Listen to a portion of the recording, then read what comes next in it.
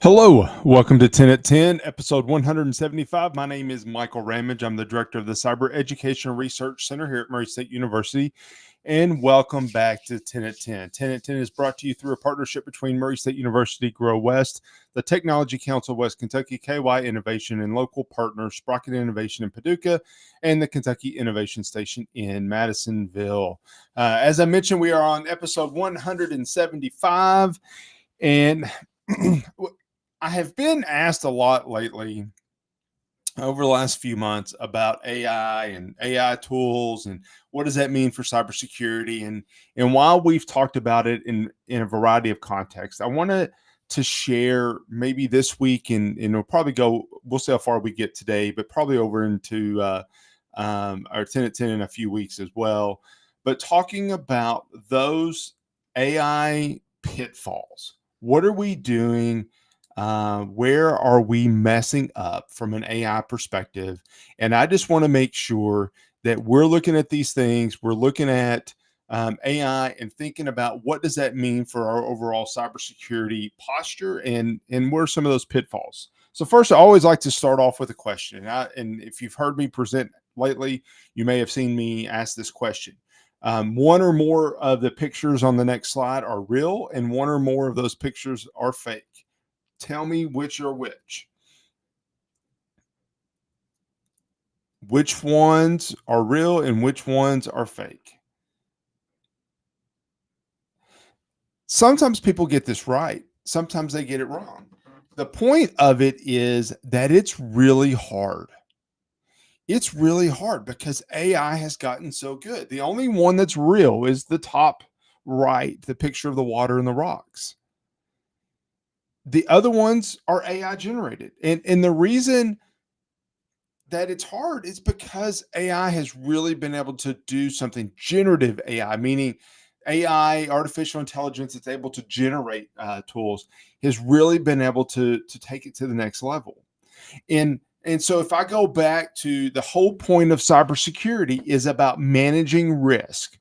What risk should we avoid? What should we ignore? What should we reduce? Where do we need to reduce risk? How do we transfer risk to somebody? There's so many things that go on in cybersecurity that, and it's mostly from a risk standpoint. Really, it's all cybersecurity is. It's about managing risk. But the problem with AI is that we have started adding an element of risk. There is new risk because of AI for sure, but many of these AI risks are self-induced. We're causing the risk, not AI. I mean, the title of this is ChatGPT and other generative AIs, and I use ChatGPT because that's the one that everybody knows. But this slide I found on Twitter, these are every icon on here is a different tool using AI. So, while ChatGPT got all the rage and got all the publicity, there's a large ecosystem of AI now. And we've got to keep that in mind. So I want to run through 6 things, and we're not going to finish them today, but 6 things that we need to think about when it comes to AI. Kind of a best practice, if you will. Number one, do not rely on generative AI for accuracy. A law firm was fined $5,000 after one of its lawyers used ChatGPT to write a court brief that referenced fake cases. It didn't have cases to reference, so it just made them up. When ChatGPT first came out, I was teaching a class, and I took the tool and I said, write a 1,000-word paper on why exercising is good for your heart. And it wrote a paper and it looked fine. It sounded pretty good. And then I said the same thing, except I added the component of include your sources, include your references. And it included, actually, I think I specifically asked for it to include 10 references. So it included those 10 references. And then I started going to those websites, and two of them were real. The rest of them were made up. It didn't have references to refer to, so it just made up links. It gave fake websites. It gave blog posts from the American Heart Association that looked like it was probably a real blog post, but when you actually tried to go to it or search for it or find anything out about it, it was fake. It was completely made up. Is there a role for AI? Absolutely. But don't assume that it's correct. It's a tool. You can't rely on it. Do not put sensitive or private information into generative AI prompts. So I'm going to talk about this on from two different perspectives. First perspective is that some people have put passwords in AI. Now, not all generative AI is created the same. Most people use a free, I was going to say Chat GPT, but it may or may not be Chat GPT, but some sort of free AI tool. When you're signing up for something free, whether it's Chat GPT or Facebook or anything, fill in the blank website, because you're not paying for it, they have to make their money some other way. Facebook does that with advertisements.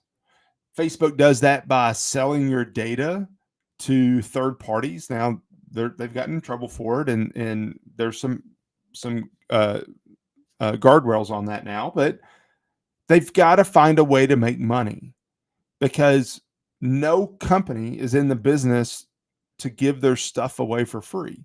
So they've got to find a way to make money. So there's got to be something else. Well, with ChatGPT, one of the things that most of them, now I won't say just ChatGPT, but a lot of AI tools, for the free version, they're going to use your conversation, your results, your information that you input, and what comes out to help train itself to be better down the road.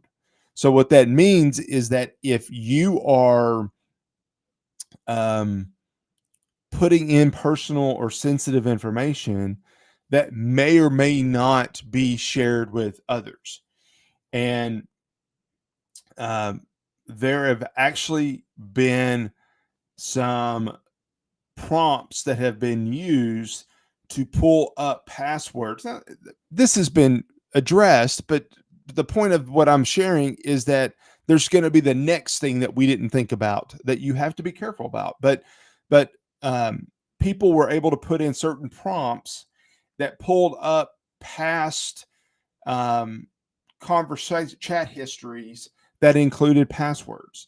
And there have been accounts that have been taken over, meaning compromised, meaning your credentials stolen, because somebody put in a username and a password combination that they shouldn't have.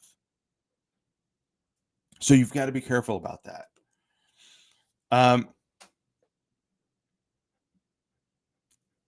One of the things, and I'll talk about the pictures in a second, but one of the things that is very easy to do now with ChatGPT, or not ChatGPT, I keep using that because that's the most popular, but with generative AI tools and AI generated content in general, is that we can produce things that look really good. If those images on the first at the first wasn't proof enough, we can be manipulated really easily with graphics, but also with words.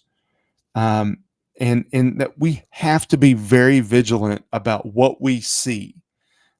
We don't want to see something with our eyes. If we always said, well, that can be faked, but if I see it with my own eyes, then I know it's real. Well, maybe not anymore. And this was the story from a few months ago, where Princess Kate got in trouble for having a photoshopped picture. Now, I don't think it was AI generated. I think it was like a lot of people do. They try to edit in Photoshop, and it might have gone too far. But after a close analysis, they were able to find several things that didn't look right. My point by sharing this is that just because we see it, just because we see something on Facebook, just because we see something on social media, doesn't mean that it's true, doesn't mean that it's real. We have to be skeptical of everything. Everything we have to be skeptical about. I hate being that guy. I hate saying that. But the reality is, because of AI, because of generative AI, we need to be uh, a little concerned about anything that we take a look at on social media or online in general. So anyway, I'm about halfway through. We'll stop there. We'll come back next week. We'll do news, but we'll come back in a couple weeks and I'll share the last few tips to stay cyber aware with AI. Thank you very much for joining, and I'll see you next week back here on 10 at 10. Thank you.